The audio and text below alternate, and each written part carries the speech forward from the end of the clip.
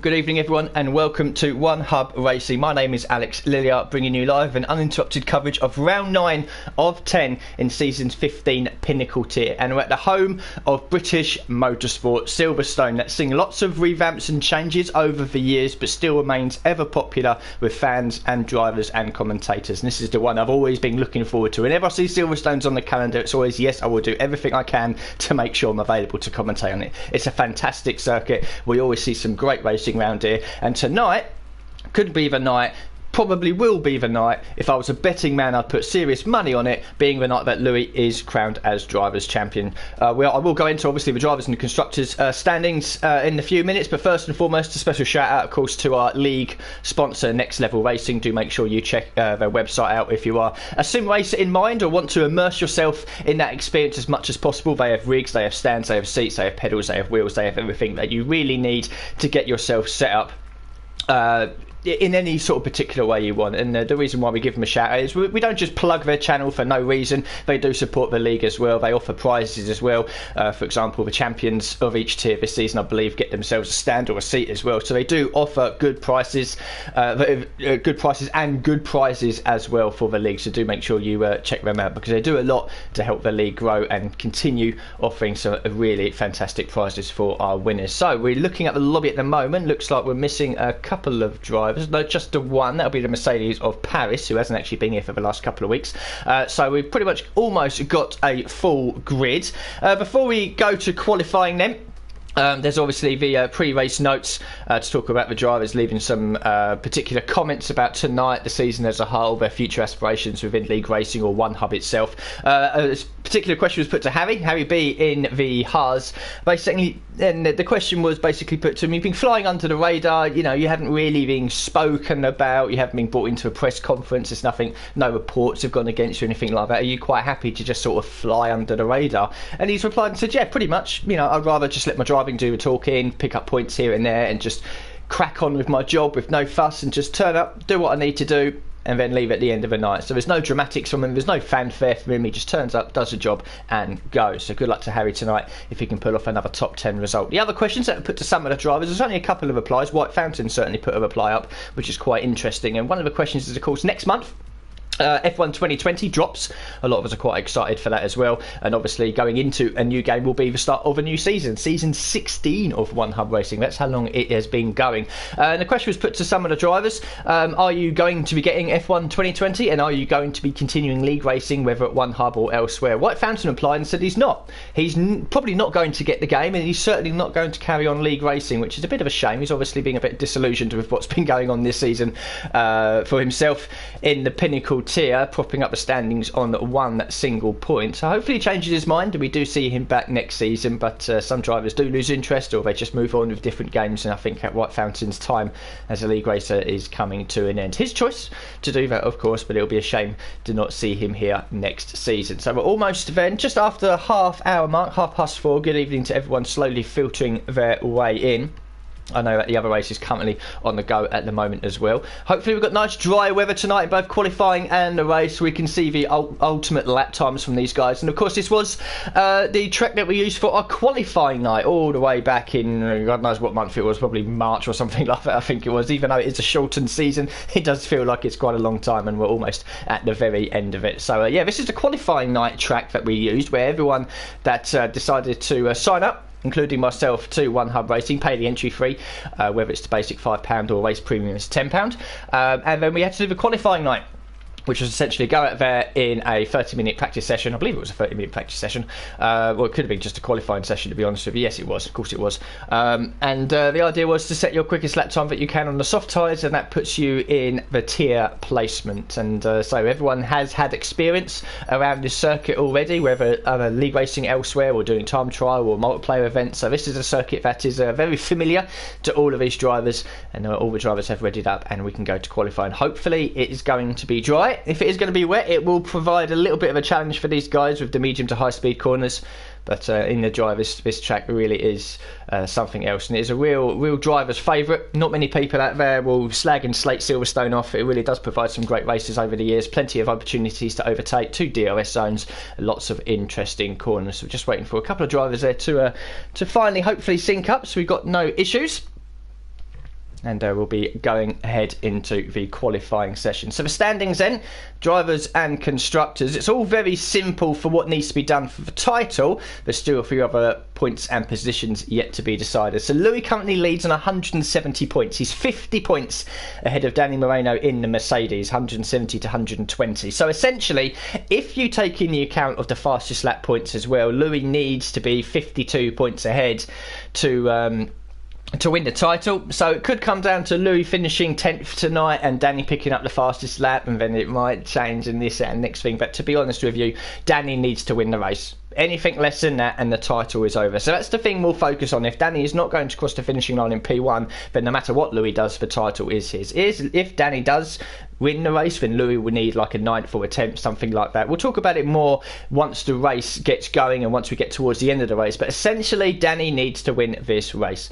So in third place in the standings is Midnight in third place on 75 points, a long, long way behind. Rafa in fourth on 74. Toxic Tomato, a very, very strong season for him, in fifth on 63 points. So then propping up, we've got Scott Bugner still on 0 points, but he was a late starter to the season. White Fountains on 1 point. Hamilton 44 in the Haas is on 2. Larkin in the McLaren's on 3. It's Cohen in the Toro Rosso is on 4 points. Looks like we're having some connection issues here with Josh. Not too sure what's going on, so we might be getting a bit of a lobby restart here. I'm checking notifications and whatnot, and hopefully something will kick in the next minute or so, because we can't be sitting here all night watching Josh's tick revolve around. So stand by just for a few seconds and hopefully we'll be able to get this all resolved.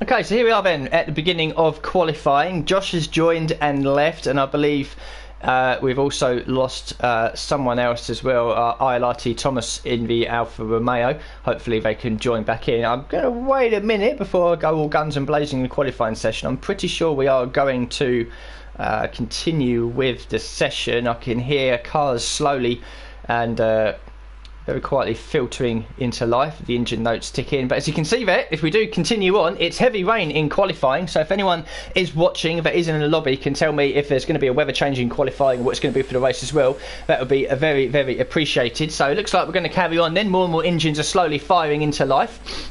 So everyone is selected onto the intermediate tyres, so maybe not the heaviest of heavy range. We'll bring up all the details that we need for the qualifying session, the full track map, the ERS and the delta times as well, just so we can see what's going on. Looks like Ashbest is the first car out on track, and that's a common sight to see, the racing point out there straight away.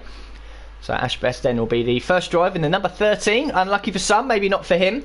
And he'll be the first driver to test the waters, so to speak, around this Northamptonshire circuit and just see how the grip levels are. A few more cars slowly filtering out. Scott Bugner, his teammate, also out as well. So both the racing points going nice and early here to try and get some valuable lap data for themselves. We've got other drivers coming out. It's Cohen in the Toro Rosso, Larkin's out there, Toxic Tomato. Very, very strong season so far for him in the Red Bull. And we've got Hamilton, Harry B out there driving the Haas. So we're starting to slowly see some more and more cars filter out onto the circuit. So yes, talking about the Drivers' Championship. So the main thing is we need Danny to win the race to have any chance of this going into a final race decider next week at the Interlagos circuit in Brazil. But to be honest, I think it's all over. It's all par for the course, really. Louis knows that all he's got to do is essentially finish this race in the points and the title will be his. In the constructors though, That's almost pretty much over and done with as well. Williams have 244 points. Mercedes in second on 162. That's a point difference of 82.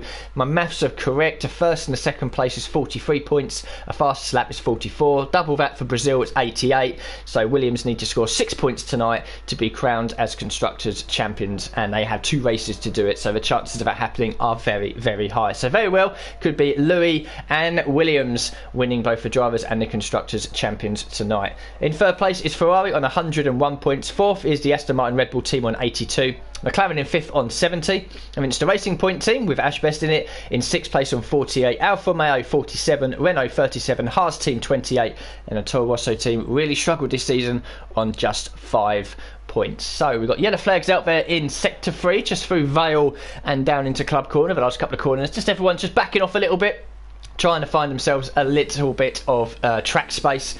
Most people out on the circuit now. Some are on flying laps. Most are still completing their out laps. We'll jump on board with Ash Best as he gingerly makes his way through Luffield and through the kink of Woodcote onto the old pit complex. You can see there the grandstand on the left. The grid hatchings are still here. The old pit garages on the right hand side. Still used, of course, in the support races. The Ginettas, the touring cars, the Renault Clios, that sort of thing as well. But the last few years it's all been moved over to between Club and Abbey. The track has been through many modifications in its time. It originally started to be hosted the very first race, of course, in 1950, all the way back in 1950, where essentially Silverstone was built on an old World War II airfield strip, and it's been through many changes since then to the fantastic, very fast circuit that we have now. So Ash Best then making his way down the hanger straight into Stowe Corner, just locking up the right front a little bit, probably running a diff just a little bit too high in these conditions. And now through the kink of Vale down into Club. This will be the first representable lap time, if you like, in this qualifying session. As he very gingerly steps on the power there, coming through Club Corner, understeer and oversteer plenty. A 1:38.582. It's Cohen has invalidated. We know Scott Bugner's very close to the end of his lap and very close to having the back end of that car overtake the front. The oversteer was really on point there as he now comes into Club Corner. It's a very tricky end to the lap. As you can see how hard he's having to work on the wheel to try and find a little bit of grip on those rear tyres across the line. And a 38.733. So the Racing Points, P1 and P2 for now. If the session can end, their team boss would be very, very happy. Just a tenth and a half between them, and plenty of other drivers out there at the moment, including our championship leader and potential championship winner, Louis, just taking his time to get round the circuit. Harry B puts his first lap in, a 39.4. Larkin in the McLaren splits the Racing Points, a 38.6. Rafa, provisional pole, first person into the 37s with a 7.826. We'll jump back on board with Louis then as he tackles the Maggots and Beckett's. Someone yeets it off to the left-hand side, getting completely out of the way of the Rocket Williams car. And again, you can see it's just short shifting up through the gears to try and kill that rear wheel spin. That's very evident in these very tricky conditions. Purple in sector 2, but we know that sort of lies a little bit, certainly as Louis is on his first flying lap.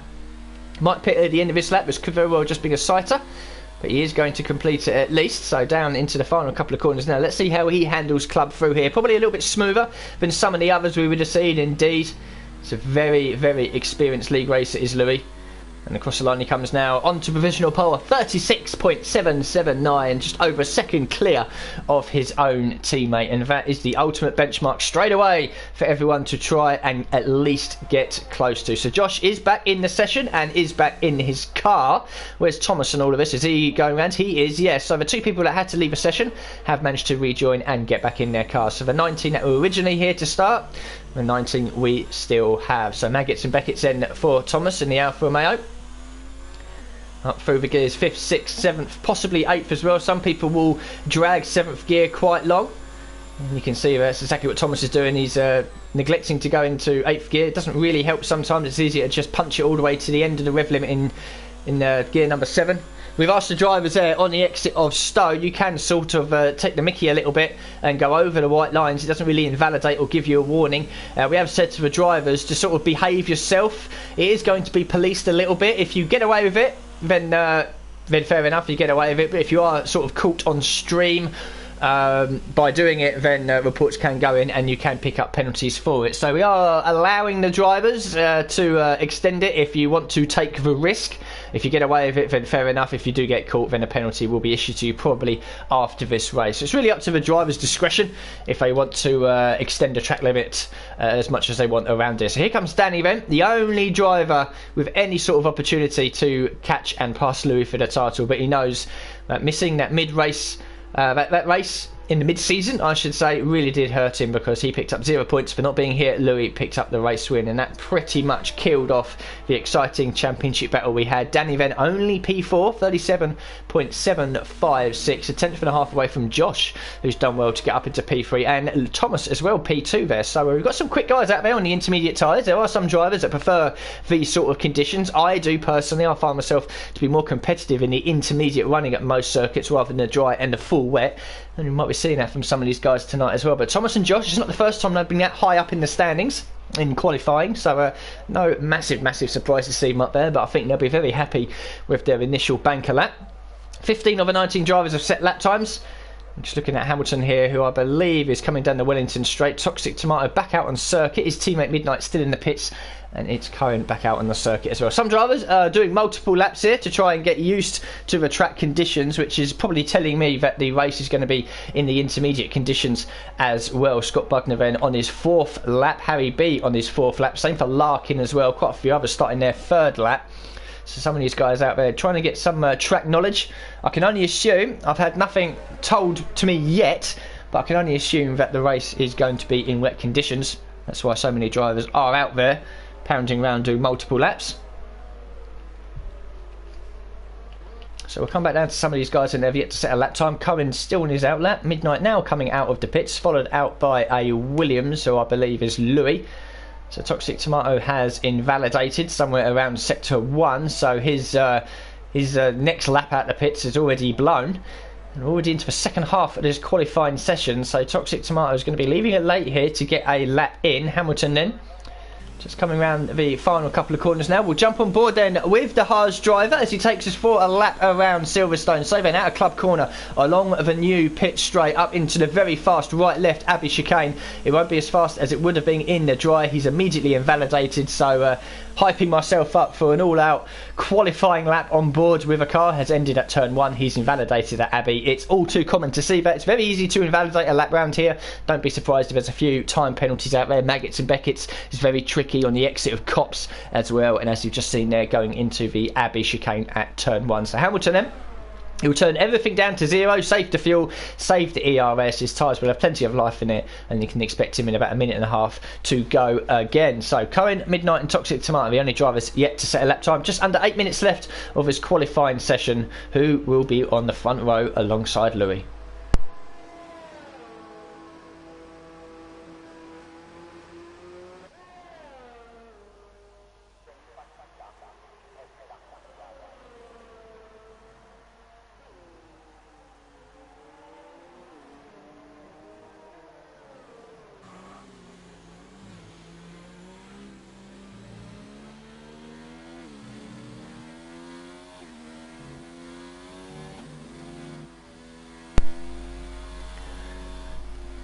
So just over 7 minutes left. Ashbest crosses the line to, I assume, he has improved actually, he has improved. I thought he was just about to start a flying lap, but he's just done one up into P3, 37.307, so he's obviously quite comfortable with these conditions. Probably an advantage of him going out nice and early in this session. He's already been back in the pits for a new set of tyres, and that's P3 so far for the Racing Point driver. We'll come down to Toxic Tomato. How is he doing? He's still going around. I'm pretty sure that he's gone again and he's invalidated again, and he's getting very sideways right through Copsa. I think he's got a car very close behind him. He has. I think it's one of the Alfa Romeos, who won't be too happy with following a wildly fishtailing Red Bull around. Midnight, he is on a flying lap. This is his going to be first proper flying lap. Let's see how he handles Cops.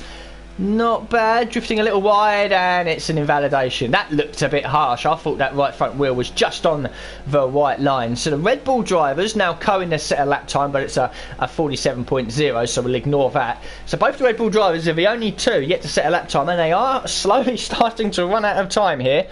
And if we are going to see the Red Bulls post a lap time, they need to do it sooner rather than later. So here comes Toxic Tomato. This will be the third attempt on these set of tyres to try and post in a lap time. So we'll jump on board then with the Red Bull driver as he goes through the Abbey chicane very sideways. Not the ultimate line through there. Now turn 2 of Farm and up to the very tight turn 3 of Village Corner as well. Very slow down. Staying in 4th gear as well as he comes through the loop. Down into 2nd. He'll short shift 3rd, 4th and probably into 5th as well. He's not running very high ERS and he's invalidated again. What is going on with these Red Bull drivers? Everyone else is managing to get round and post a lap time here and there, but these guys are really struggling to keep it on the top. And Toxic Tomato will definitely have to be in at the end of this lap. He must be running low on fuel now. Those tyres will definitely have a bit of wear with them, and whatever's going on with those Red Bull drivers, they are really struggling to hook up a sector, let alone a lap here. So on board of a second Williams driver then of Rafa as he now tackles the Maggots, Beckett's and Chapel section very sideways through there. He would have lost a lot of time. In fact, he's backed out of this lap. He knows he's down in his delta. So I think he'll be back in because he hasn't got enough ERS to really punch it for a second hot lap. Some of the guys really struggling here. But Louis still with that commanding pole position. Half a second ahead. Thomas in P2. Coming back out again. I think I just saw Rafa coming into the pits indeed. Right in there. So Toxic Tomato has managed to save all his ERS. Is he going to go again for another flying lap here? Is he going to come in? He's going to come in. And his teammate Midnight is in as well. Harry back out on circuit. Larkin as well has just improved on his time, but only by a couple of attempts.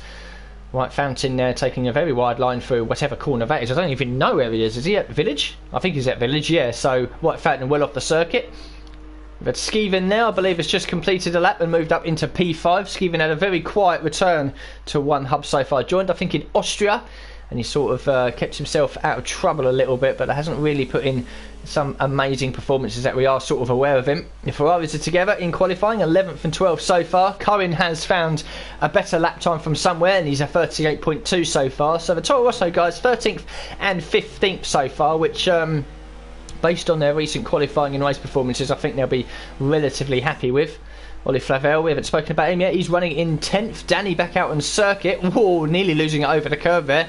And he's down in P9 at the moment. Is this a hot lap from Danny at the moment? I believe it is, because he's running Rich Mode ERS, and he is giving it everything through Maggots and Beckett's, but I think he would have lost a bit of time on the exit of Cops there.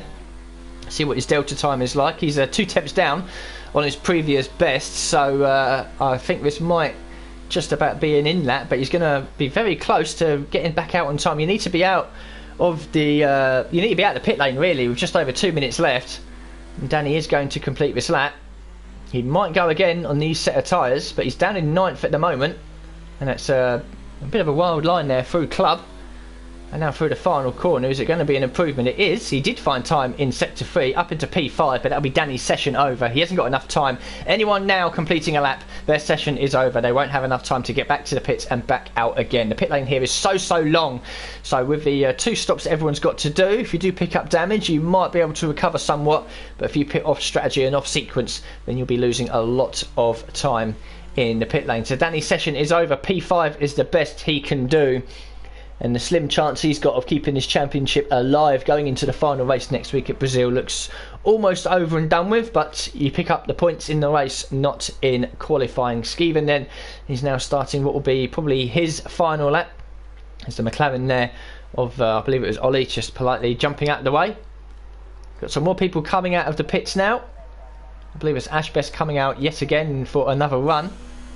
So we'll have a look at Skeven's first sector time, see what this is like coming down into Brooklands and Luffield. He's marginally up on his previous best. But it'll be enough to get him up ahead of Danny, and he needs to find a couple of hundredths here to get up into P5. So then out of Luffield and through Woodcote up to Cops Corner. A little bit of a lift is required in the dry, but I think you might have to change down the gear here. Indeed you do, in the conditions. In fact, he was down into 5th gear there, up into 6th, really hammering it up all the way to the top of the rev limit here. Now through Maggots and Beckett's, down into 6th, he'll be down into 5th again, possibly 4th for the right-hander, then short upshift into 5th, 4th and into 5th. No DRS here, of course. We've got 2 DRS zones in the race. If it is dry, Wellington straight and here on the Hangar straight as well. So here comes Skeven again. Oh, he decides to move up into 8th gear. Most drivers will keep it in 7th. But he's decided at the very end of the rev limit there to keep it up into knock it up into gear number 8.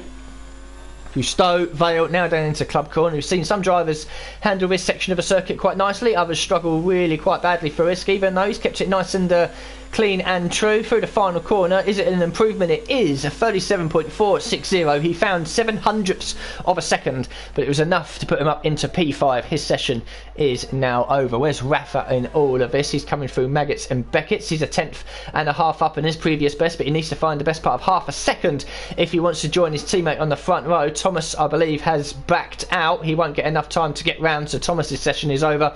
Louis in all of this. He's 4/10ths up on his previous best. Are you kidding me? Here he comes in through the final couple of corners now. Is he going to get himself into the low 36s as he comes across the line? He does. It's a 36.280. That's an unbelievable lap time there from Louis. Now his teammate coming into the final couple of corners here. He needs to find half a second if he's going to jump up into P2. Scott Bugner puts a lap out of nowhere up into P6. Midnight then finally gets up into P5. One of the Red Bulls puts in a lap. Rafa does manage to get ahead of Thomas up into P2. Where's Toxic Tomato in all of this? What's his first sector time going to be like? We're not seeing it because he hasn't put a lap time in yet, so Louis will take pole position here. Rafa in P2 for the moment. Thomas, we know he's over in P3. Ashbest in 4th. Midnight in 5th. Josh finds more lap time from somewhere. He now moves that Renault up into P3. Let's try and find someone else. Toxic Tomato still halfway around the circuit. These guys further down I don't think are going to improve too much. Ollie is 2.5 up. That will be enough to get himself up inside the top 10. Where's Westy and all this? Danny, we know he's down in 9th place now. Westy has found a couple of attempts in sector 2. So we'll come back to Ollie, see what he's going to do in the McLaren. Can he get himself up inside the top 10? Just gingerly through Club Corner now. Just about got enough ERS left. Then Ollie then crosses the line sideways and does manage to get it up into P10. We'll come back to Westy to see what the Renault driver can do. Can he get himself back up inside the top 10? Hamilton improves in the Haas, goes P14. His teammate down in 18th and almost last. Westy crosses the line. He remains in P11. These guys, I believe, have all backed out. Midnight might be going again here, but he's running very low on ERS. So I don't know if is he going to complete this lap? He might as well.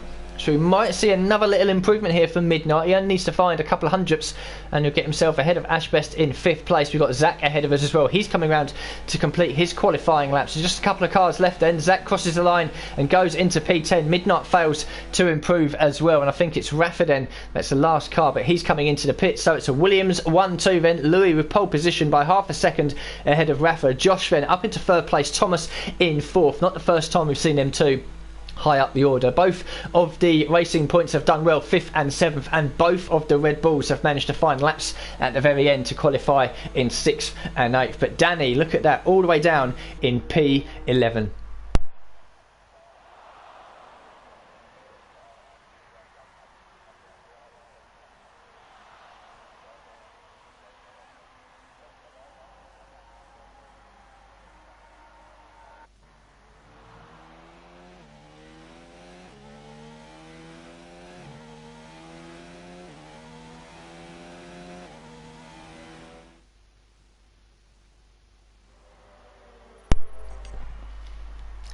So the final qualifying standings then, Louis takes pole position and he's got one hand on that trophy already for 36.279, half a second ahead of his teammate. So it's a Williams lockout here at Silverstone. Josh in 3rd, Thomas 4th, and then it's Racing Point, Red Bull, Racing Point, Red Bull 5th, 6th, 7th and 8th. Skeven in 9th, Zach gets himself inside the top 10. Then it's Danny down in 11th place, he'll be disappointed about. Ollie in 12th for McLaren. Then it's Westy, it's Cohen in 14th, Larkin in the 2nd McLaren, Lakitu, poor qualifying from him in 16th. Hamilton, White Fountain and Harry B completes the 19 drives. I'm going to take a very short break. I'll be back with you guys during the formation lap.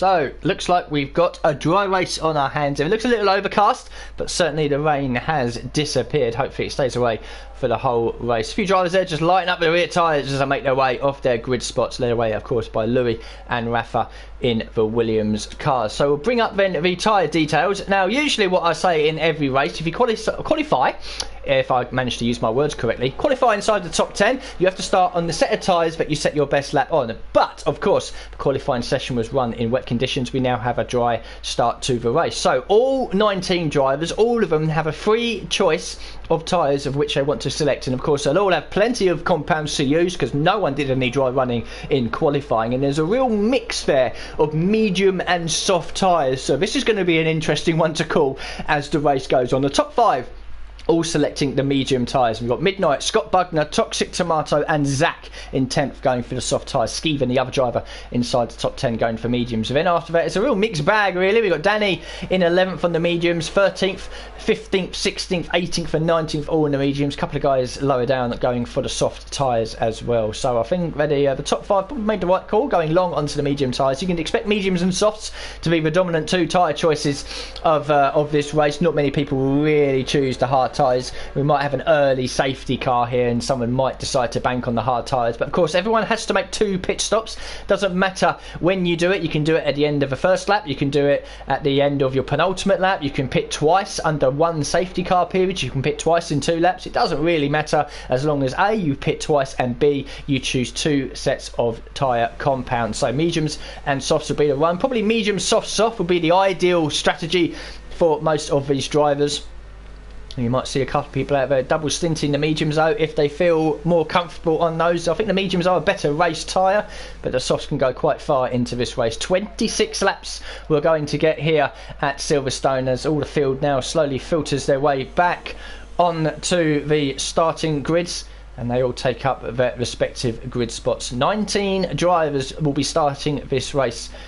How many will get to the end? Louis on pole on the left hand side, Rafa on the right hand side. The first job for Louis was to get pole position. He's done it. The next job is going to have a clean first lap. He's got his teammate backing him up quite nicely, but look out for Josh and Thomas third and fourth. They're dark horses, and also Danny making his way through the field. We have 5 lights at Silverstone and round 9 is go. Good start there by Louis. Rafa on the right hand side as well, might sneak it up the inside going into Abbey Curve. Are we going to get any instance? It looks pretty much clean so far. A few cars running a little wide, which we can expect, but Louis has done everything he needed to do, converting that pole position into the race lead.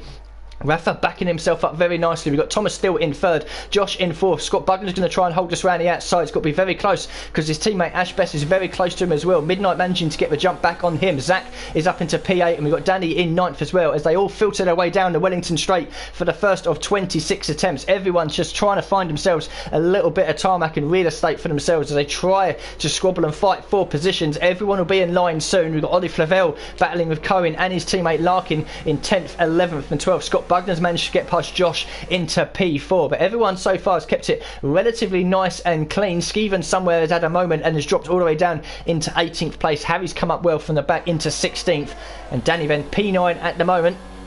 He's got to get a bit of a shift on there if he wants any chance of keeping his slim championship hopes alive. But Louis holds the lead. Rafa in 2nd, Thomas 3rd, Scott Bugner now up into 4th position as everyone gets behind everyone else, picking up the slipstream. Very, very powerful around Silverstone. You really have to be following someone if you want to remain competitive in this race. Very difficult overtaking opportunities through Vale and down into Club, but everyone's going to try and find something. We've got Zach there having a little bit of a look at the inside of Ashbest, and he might lose that to Danny here as well, who's up the inside coming into the final corner. Contact, no contact between them, so they've managed to keep it clean over the line and into lap 2. Who's going to win out this little battle going into Abbey? It's Danny with the inside line, so then the Mercedes drive up into P8, bit of carbon fibre flying off the front wing of someone there, so someone's got a bit of damage. It looks like the McLaren going very sideways, making contact with Zach. It's Ollie. Ollie's lost the left end plate there, I should say, on his front wing, and we've got Cohen now trying to give him the squeeze, but he's going to get squeezed out by Ollie. So Ollie then has a bit of damage. You can see there on the front left he's missing an end plate. That's going to hurt him, certainly around a circuit with some medium to high speed corners, and everyone back there in the midfield really squabbling for position, and Ollie's very, very aggressive there, making more contact with Zach. will jump aboard of his teammate, and he then tries to move on Cohen as well. These guys, I can see an accident happening. We've got someone in the pits already, Westy, so he's pitted at the end of lap 1. I can only assume to fix accident damage. We've got Toxic Tomato at the inside of Larkin going into Cop's corner. Good move there, both extending just a little bit. We've got Josh losing a few positions as well. What's happening back here? He's down into 8th, so Danny's gained another position. And I think Ashbeth's got very sideways there through Maggots and Beckett's, through Chapel. Now down the hanger straight. No DRS just yet. But he's going to send this up the inside into Stowe corner. I think Ash will give him the position. Inside line for Danny. So Danny's made a good start here. And a little bit of a love tap there from the Racing Point driver. Starting 11th, up into 6th already. But the top 5 slowly starting to break away.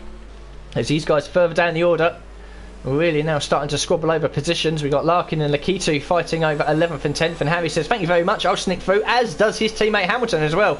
So both the Haas drivers taking advantage of the mistake from Lakitu. And we've got Toxic Tomato and Ollie Flavel in the pits.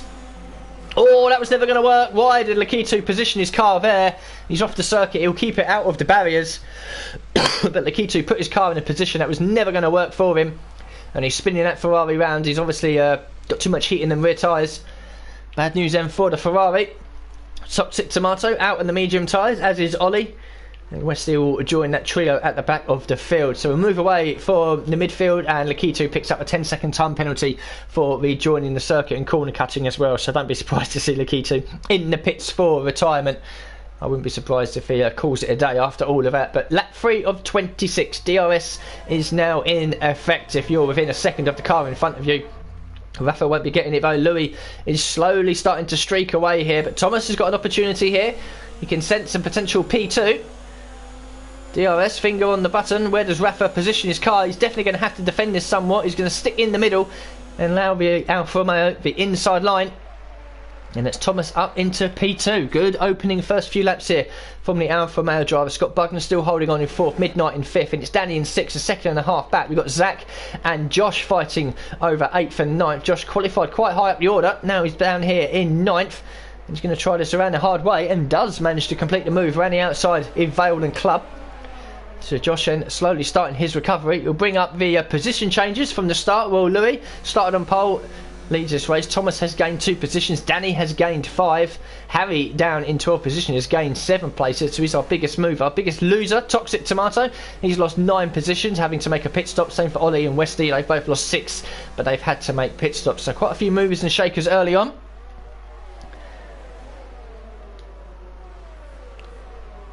Down the Wellington straight then into Brooklands, Luffield and the Woodcut section. Zach just hanging on a little bit. Cohen's dropped back a couple of seconds. And we're starting to see a little bit of field spread in the midfield. These guys have kept it, well, I'd say relatively clean. A few people have been a bit aggressive in the opening laps. They've paid the price. They've had to pit or they've been off the circuit.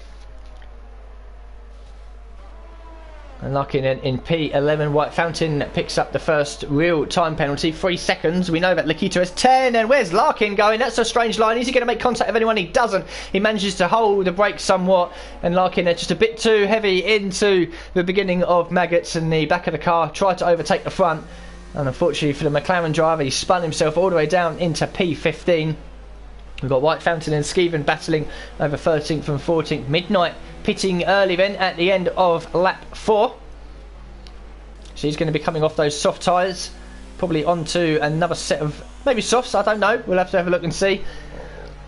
Makes his way into the pit box. Looks like the mediums are ready. Indeed they are. So Midnight then. 1 pit stop down, 1 to go. Out onto the medium tyres. Lakitu is still going to circulate round. But he does have a 10-second penalty to be added on at the end of his race. Toxic, Ollie Flavel and Westy we know have already made a pit stop. So lap 5 of 26. Louis then now has a 1.4 second lead over Thomas. So Thomas has got a bit of pace about him tonight. He's managed to catch and pass Rafa, and he's managed to bridge an almost 1 second gap in a couple of laps. And he's starting to give chase to Louis now. That gap between Louis and Rafa was around 1.7, 1.8 a couple of laps ago. Now it's down to 1.4. So Louis might not have this race his own way here. Thomas qualified well inside the top 5, running P2 at the moment. We've got Scott Bugner running in 4th. He's a bit of an anomaly here, I should say. He's on the soft tyres, so he may very well be pitting at the end of this lap or the next lap.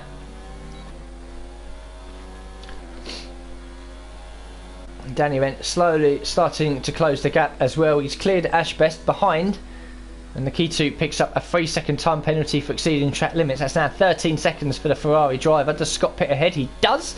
So Scott then politely gets out of the way, comes into the pits in the racing point to get off of those soft tyres.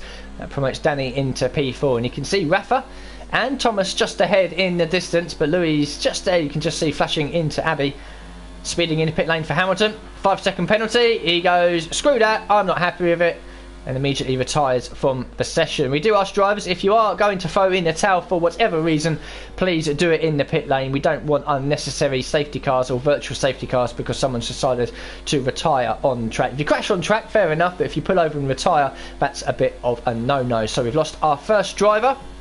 There's more drivers now in the pits. Scott Bugner still in there on the mediums. You lose a lot of time in the pit lane here. Scott was running in 4th, and now he's out in 13th, right with Midnight as well.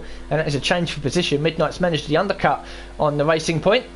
Yellow flag still in sector 1. I believe it'll be Hamilton's car, the AI car, coming out the pits and slowly just ghosting and retiring to the side. So we shouldn't get a safety car for that, as Thomas then slowly starts to eke away at this gap that Louis initially built in the early laps. He's now down to 1.2, another lap, and he may very well be in DRS range, and then that gap will close very, very quickly.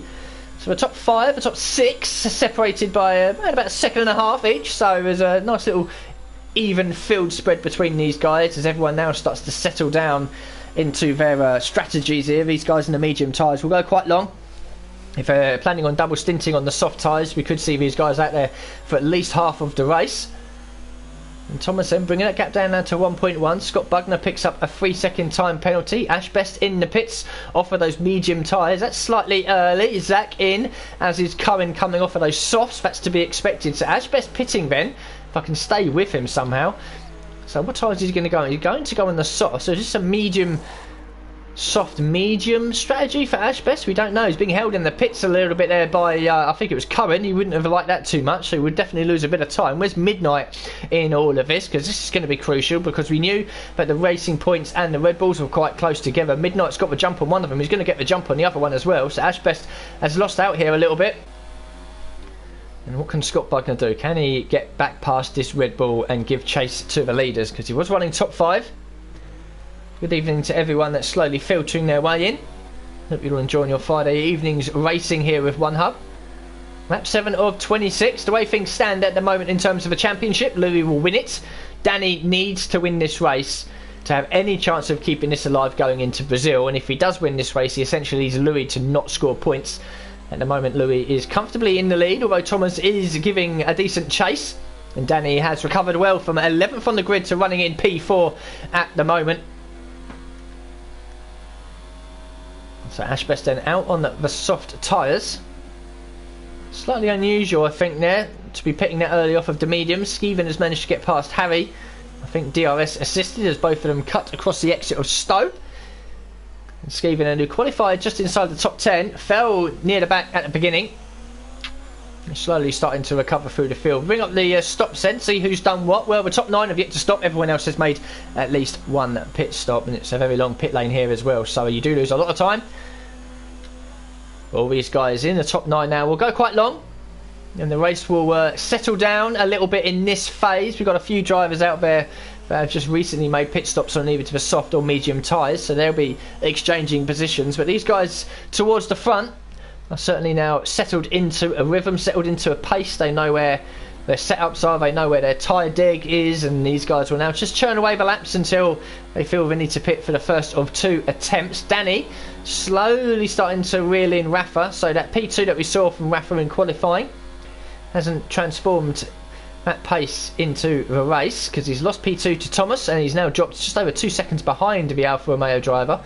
And now Danny is slowly starting to creep up to the back of Rafa as well. We'll bring up the telemetry at least, so we can see what ERS modes people are running, certainly along the Wellington and the Hangar Straights. You see Josh bumps it up to number 4 to close up to Rafa, and then back down to 0 to try and save a little bit in the heavy braking zones here for Club. No point running high ERS when you're right behind someone with no opportunity to overtake. You'll bump it back up to the high modes here to keep with Rafa through the first sector. And Danny, they're constantly changing buttons on the steering wheel Very experienced league racer, pro draft driver as well is Danny, so he knows what he's doing, he knows what he's about, and he's a very quick driver. And he's giving Rafa a bit of a hurry up here. Still losing time to Thomas. Meanwhile, Thomas is now starting to lose a couple of attempts each lap to Louis, so I think that gap around about a second and a half has stabilised. Louis has increased the pace a little bit, seeing the possible threat from the Alfa Romeo driver, and just found a couple of extra attempts from somewhere. So the top two very stable in lap times at the moment. Ash Best on the new set of soft tyres sets a new fastest lap, 29.689. That will tumble and fall as the race goes on, and more people make the change to soft tyres, and the fuel loads burn as well. So lap 9 of 26, Danny continuing to give chase to Rafa. Skeeven almost 10 seconds back at this point. He's got Harry, who again quietly going about his business as the Haas driver. Keeps himself off the radar, off the grid. Just turns up, does the job. And so far running in P6. You've got White Fountain and Lakitu in 8th. All these guys yet to make their first stop. We'll come back to Danny, see if he's in a position to make a move down into Stowe Corner. Indeed he is. A late move up the inside there. Rafa had no opportunity to defend. And a very aggressive move there from the Mercedes driver. But he makes it work, makes it clean, makes it stick. And he's up into the podium spots and will now momentarily take the lead of the race, because Louis and Thomas pitting at the end of lap 9.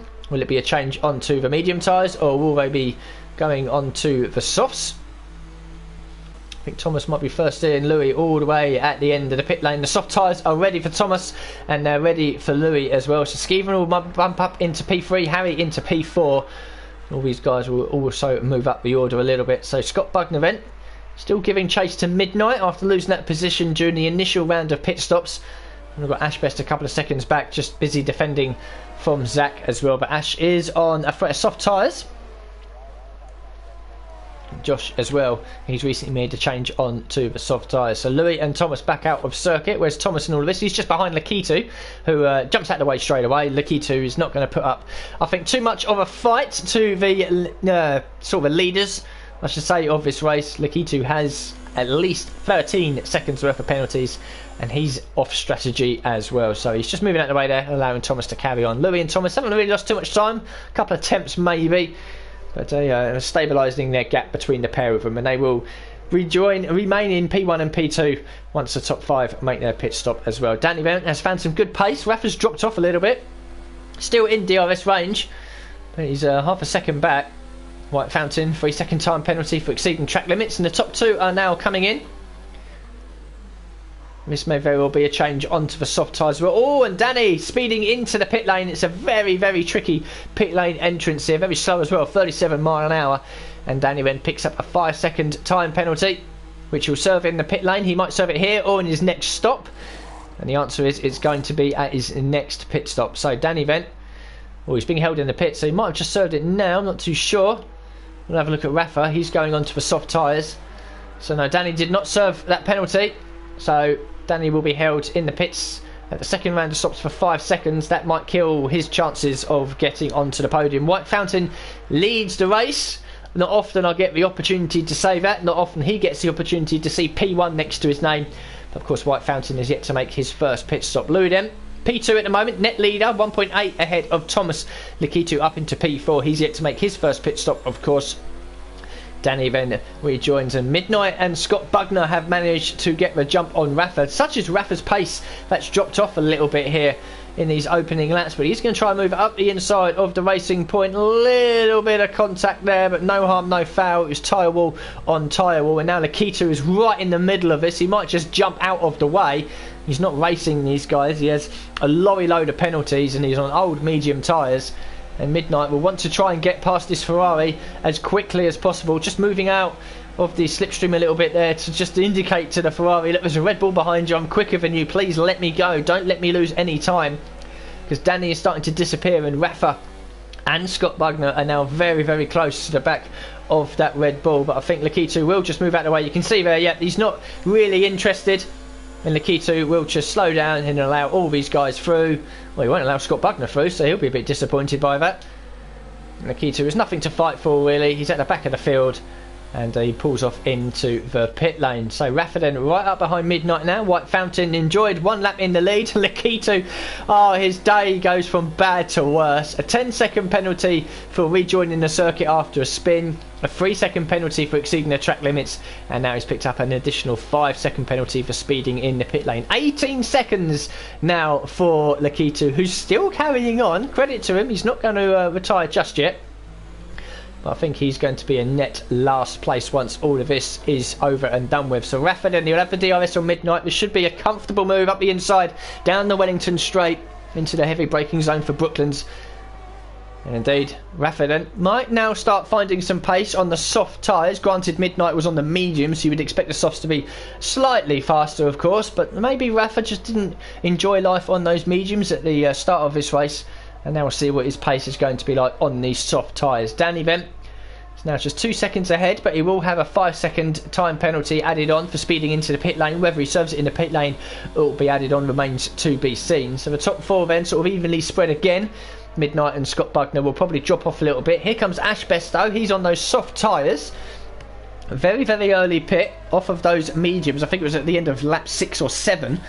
So it's a slightly different strategy for this Racing Point driver. We'll have to see how this pans out as the race goes on. But he's still comfortably inside the top 10. And you can see P4 just up the road there. So he's got to use these soft tyres to his advantage.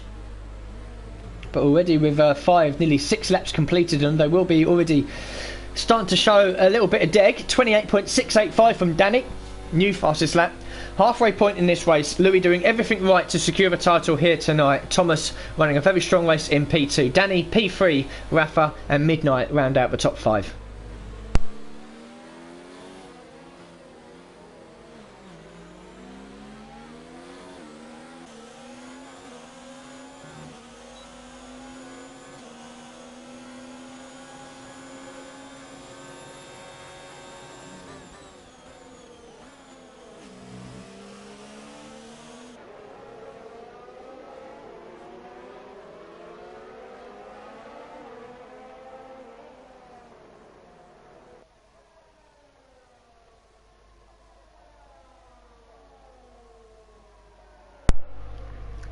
So the halfway point in this race, I should say, and the top 4 pretty much are running a similar strategy here. Everyone else below, it's a bit choppy and changey. I'm sure that order will continue to evolve as the race goes on. Zach then now has DRS off of Ash Best, but in turn, Ash Best is looking at the back of his teammate. He wants a way through. He's obviously a lot quicker at this stage of the race on these soft tyres. But I feel that Ash will be in sooner rather than later, unless he feels comfortable going along on these soft tyres. I will be a bit surprised if he manages to double stint the softs. He really needs to get to about lap 16, 17 to pit again for the soft tyres and make it work. So quite surprised that we've seen this type of strategy. I would have expected the double stinting softs to maybe happen a little bit earlier. Toxic Tomato has retired. What's happened to him? We'll jump on board with Lakitu. Is Toxic? Oh, Toxic's in the pit lane then. So something's happened to Toxic Tomato. He's obviously maybe had an incident or something. I'm not too sure what. But the Red Bull pulls into the pit lane and ends his evening early. Louis still leads 1.5, nearly 1.6 ahead of Thomas, who's hanging on and doing a very good job in the Alpha Male. Danny in P3 with that 5-second penalty for speeding in the pit lane hanging over his head. So Rafa will be P3, and then we've got Midnight, Scott Bugner and Ash Best still close behind as well. Zach and Josh have now joined this little battle. So 6th, 7th, 8th and 9th very close together. Skeven just hanging on into that final points position at the moment. Outside of it, Cohen very close to potentially another point. The Toro Rosso guys have really struggled this season. Just 1 point for White Fountain, 4 for Cohen.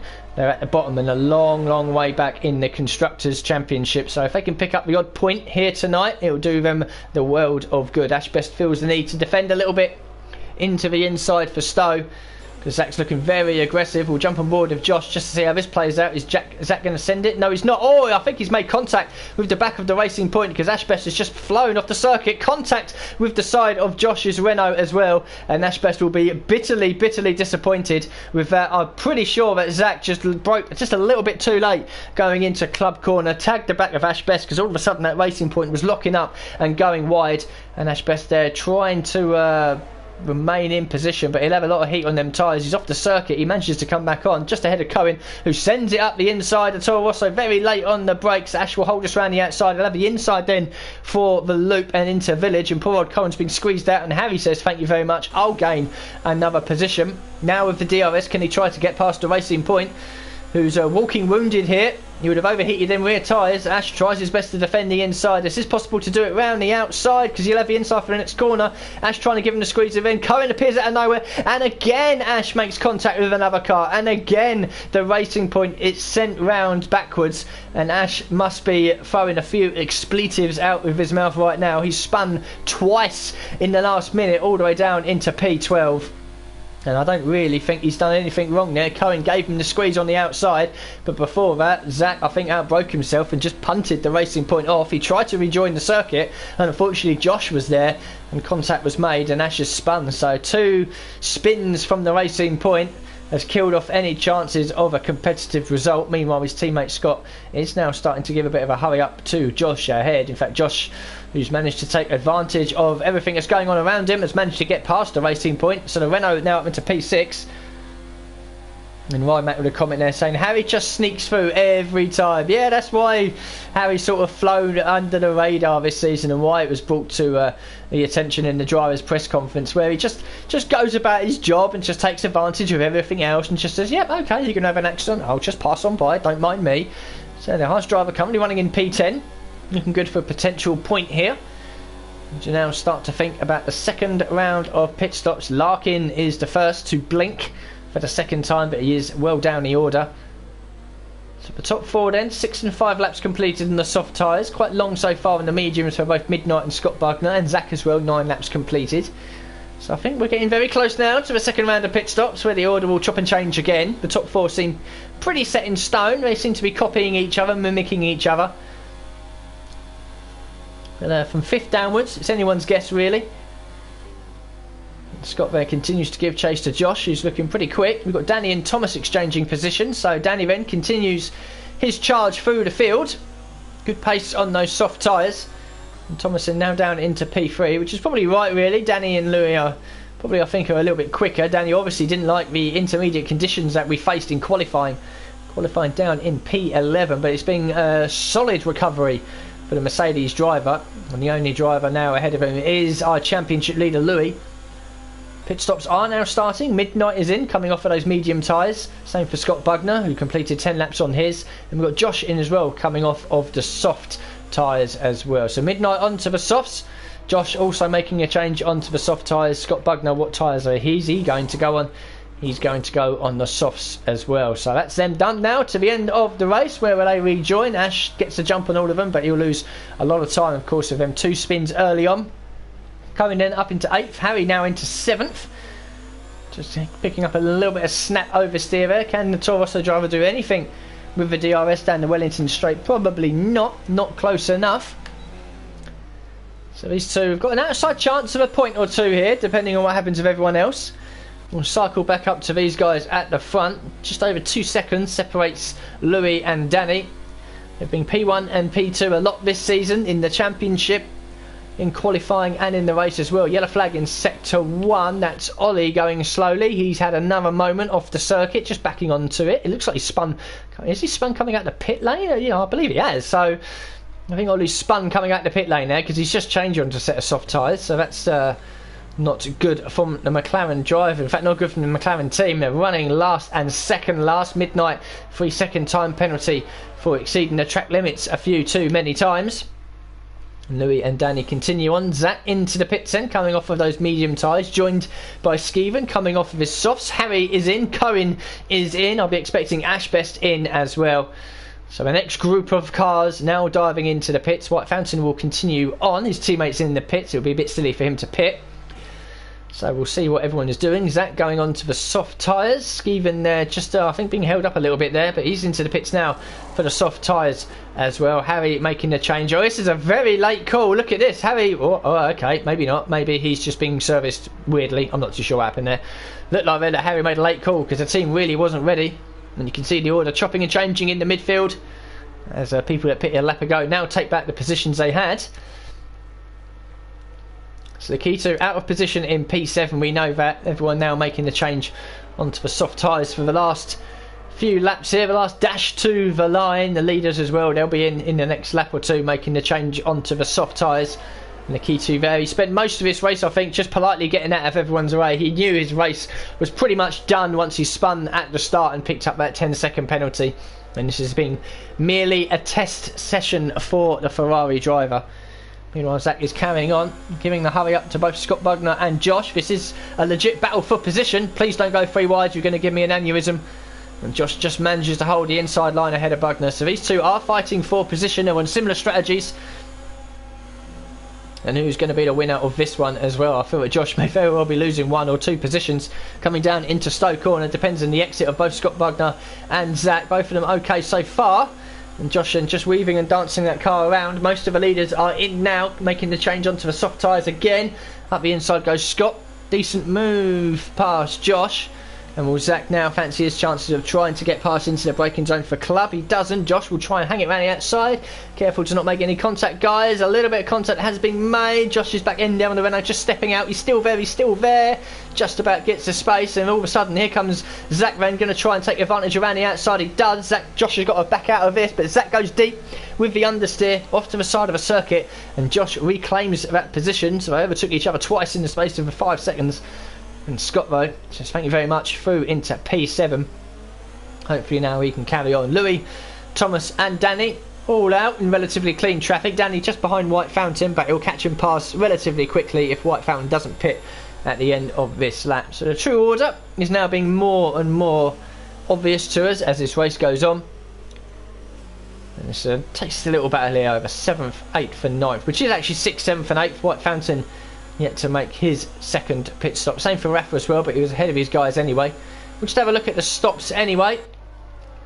So you can see there Rafa now pitting in from the lead for his second and final stop. Lakito yet to make his second pit stop. Same for White Fountain as well. So everyone is adhering to the rules, making sure that you do your 2 pit stops. So can Zach do anything about Josh here? Josh, can he do anything about Scott Bugner ahead? I think Scott's just about far enough ahead, but Zach might send it up the inside. Nope, just holding back there a little bit. We've got a yellow flag again, I think, on the exit of Woodcote, isn't it? So it's Ollie again. I think he's had another spin, and I think he's still spinning as well. So it's been a poor race from the McLaren team as a whole. So White Fountain now in the pits. Everyone has now completed 2 pit stops. Louis has rejoined in the lead of the race. Thomas has managed to get the jump over Danny because Danny had that 5-second stop and go penalty to be served in the pits. So Danny then now back in P3. Rafa just behind. So Rafa, if he continues the good pace he showed on these soft tyres, might be able to sneak past Danny for the final podium spot. But with each passing corner, sector and lap, Louis is edging closer and closer to being confirmed as a driver's champion for this season. And of course it will also confirm as Williams as the constructors champion. So both titles will be decided before the final race. Ollie picks up a penalty, immediately retires and immediately leaves the session. So Ollie then finally decides enough is enough. 3 retirements down to the 16 from the 19 that started, but all credit to Lakito. He's still carrying on, but by the time this race is over he will be classified, I think, plumb last. And Rafa then picking up the DRS quite nicely from the back of Danny. Both of them extend track limits. Coming through the exit of Stowe, we've got overtakes happening down here. Bugner, Zach and Josh fighting over positions again. This could really come down to penalties. Oh, that was a twitchy moment there from Scott Bugner coming through Vale into Club. We've already seen that Zach can be very, very aggressive. He punted off poor old Ashbest early on. And now he's given the hurry up here to Scott ahead. So this has allowed Midnight to disappear. He was a part of this Midnight in the early laps, but with these guys really squabbling and fighting aggressively over 6th, 7th and 8th, Midnight has managed to escape into what will now be a lowly 5th place as that gets very oversteery on the exit of the loop coming through Village and now into the Wellington Straight. I said you would have been under a bit of damage there, or a bit of trouble there from Josh behind, but Josh had a poor exit himself. So there are a few groups forming out there. We've got this one out here, and then there's a big battle further behind. Lakitu's just hanging on, and Skeven is involved in this as well. Then we've got Harry and Cohen close together, 11th and 12th, hoping and praying for a couple of points. We know Lakitu still needs to pit, so Cohen is very close to a potential championship point here. And Lakitu, I think, has just moved out of the way there to allow Skeven through. He wants to catch up to these trio of cars up ahead and make this a battle for 6th, 7th, 8th and 9th. Skeven can see some more points on the horizon here. His teammate doing a very good job running in P2. And Rafa very close to the back of Danny, as you would expect, getting a nice slipstream and tow and DRS all around the circuit. And the gap between Thomas and Danny hasn't really dropped a little bit. A couple of attempts in the last couple of laps, but I think Thomas is looking very safe and secure in that P2, and a very good P2 it will be as well. Skeven then slowly trying to give chase to these three ahead. Penalties may still change it. There are a few penalties out there to be served. Most are for guys further down the order, admittedly, and for people that have already retired. But if one of these guys picks up a 3-second penalty, it will change the order come the end of the race. I never look. Oh, Josh has left the session. Oh, what's happened there? His car lagged about a bit, and I think Josh has had a disconnection. That's really unfortunate. We saw him have issues with the drivers syncing up going into qualifying. He had to leave the session to allow the session to be started, and then he rejoined and qualified well in the top 5, and there unfortunately it looks like Josh has fallen foul of yet another dodgy disconnection. Skeven says thank you, that'll be the easiest overtake he does all night. And if Josh can get back in this car in the next minute or so, he's still got an opportunity for a point or two, but he will tumble down the order. Lakitu manages to get past. Rafa and Danny exchanging positions. I can only assume that's Rafa getting past with the DRS. Indeed it was. And Harry picks up a 3-second time penalty, and Danny extends again. That's Stowe. We tell the drivers, if you're caught, there might be a penalty coming your way. You know, it's a few times we've seen Danny extend. We've seen a few times, quite a few drivers actually. Zach and Scott Bugner fighting again over 6th and 7th, and Skeven needs these two to be really aggressive with each other. And we've got Cohen and Harry exchanging positions as well. Josh is in the pit, so that's really going to be heartbreak. If Josh does rejoin the session now, he's going to find his AI car in the pit lane. So Josh's opportunity for points is all over and done with. Lakitu going long, he still needs to pit, so that will promote Cohen into 9th, Harry into 10th, and these two are side by side through the Abbey chicane. So these guys really putting up a nice little battle here. Up the inside, Cohen just locks up the right front a little bit. He'll try to cut back here through the loop and into Village, but Harry just parks it on the apex. No harm, no foul with that. It's the car behind to avoid the contact. And so with the DRS now, can Cohen do anything? Down into Brooklands and through Luffield. This is going to be a battle over P9 and P10. But I believe that both these drivers have time penalties as well. Ashbest is a few seconds back and trying his best to get back up the order to try and recover something from this race. Larkin as well in 13th. He's had a very quiet race, a couple of spins as well. White Fountain as well, typically to see him at the back of the field. And Wesley's had a poor race, quiet race at the back. Josh, we know, is disconnected.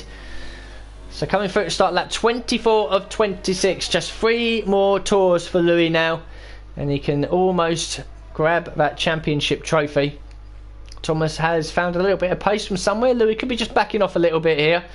Just 2 seconds separating the top two. Rafa has now managed to get past Danny.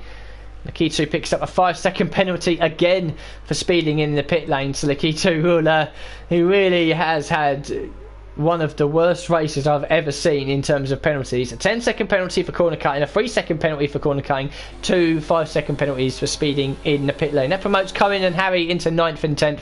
It will also promote everyone else behind as well. Ashbest picks up a 3-second time penalty for exceeding track limits at the final corner. And Danny still applying as much pressure as he can to the back of Rafa.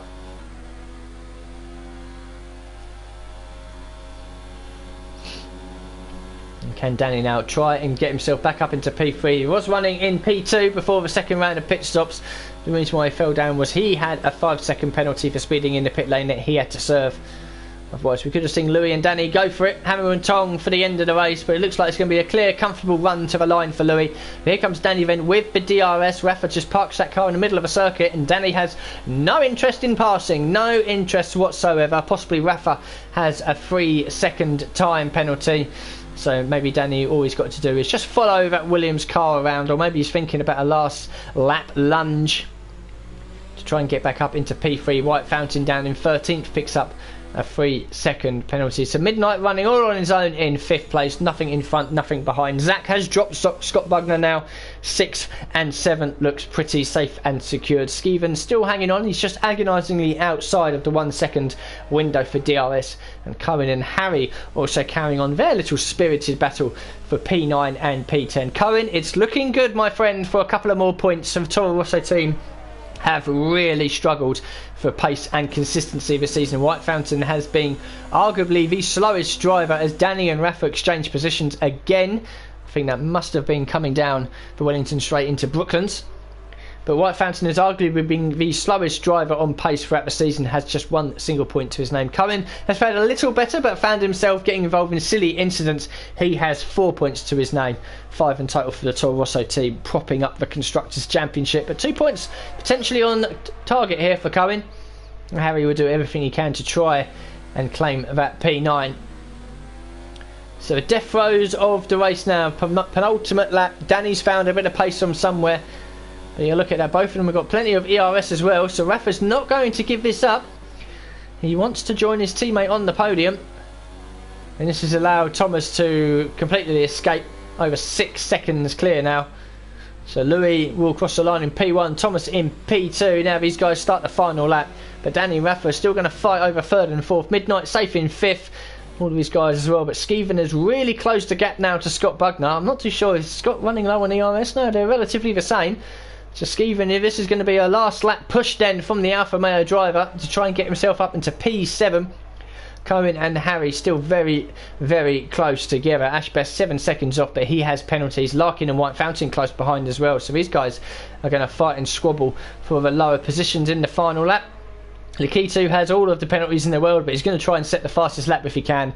Josh still disconnected. Westy all at the way back of the field. Rafa and Danny exchanging positions again, so Danny's got one more opportunity as Lakitu picks up his 78th penalty of the race.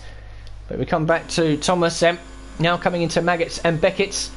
You can see Louis just ahead, and Lakitu does set the fastest lap of the race, so he will come away from all of this potentially with a championship point.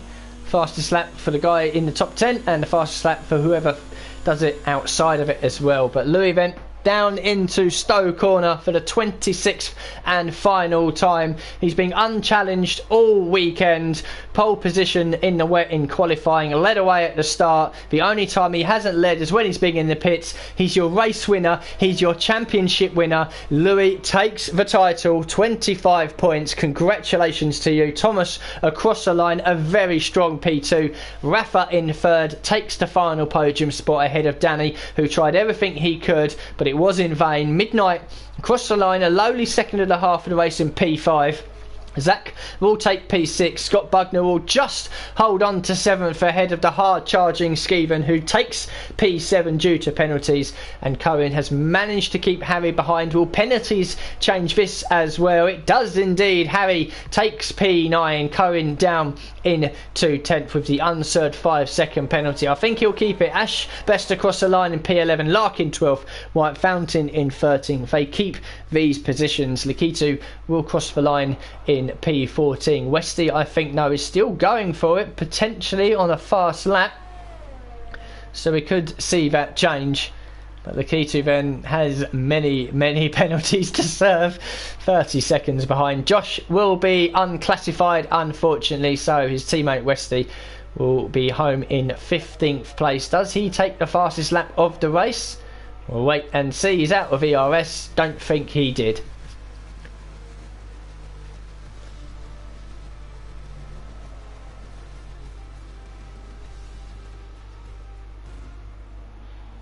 So congratulations to our top 5, and of course congratulations to Louis. He knew what he had to do tonight. We all sort of knew it was par for the course. Danny needed to win this race with Louis not scoring any points or even just a 10th place. We knew realistically that the title would have been decided tonight, but it means that Louis and Danny can relax going into the final race and enjoy racing around Brazil. Congratulations to Thomas as well, a very strong qualifying in a wet, a very strong race with P2, he'll be happy with that, and Rafa gets the better of Danny in the end to take the final podium spot.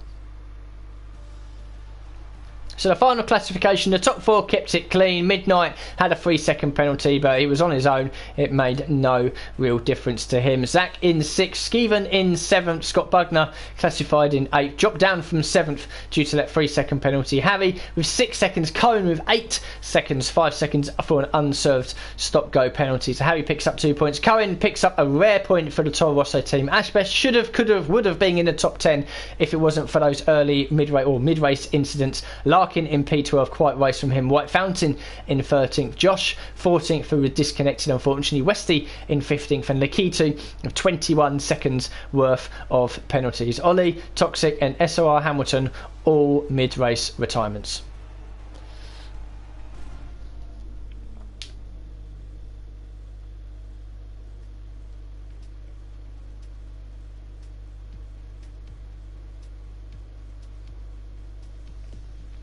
So a few of the drivers just making their way onto the stream. Skeven coming up saying, well, that was no fun. Yeah, maybe not, but it might have been a bit of a boring race from you, but you're hard charging at the end there to try and gain an extra position or two. And Louis also comes into the stream and just said, yep, championship, yes boss. Congratulations to you, Louis, for securing what I think we already knew. So my final thing tonight then is to come up with the 2 driver of the day nominations.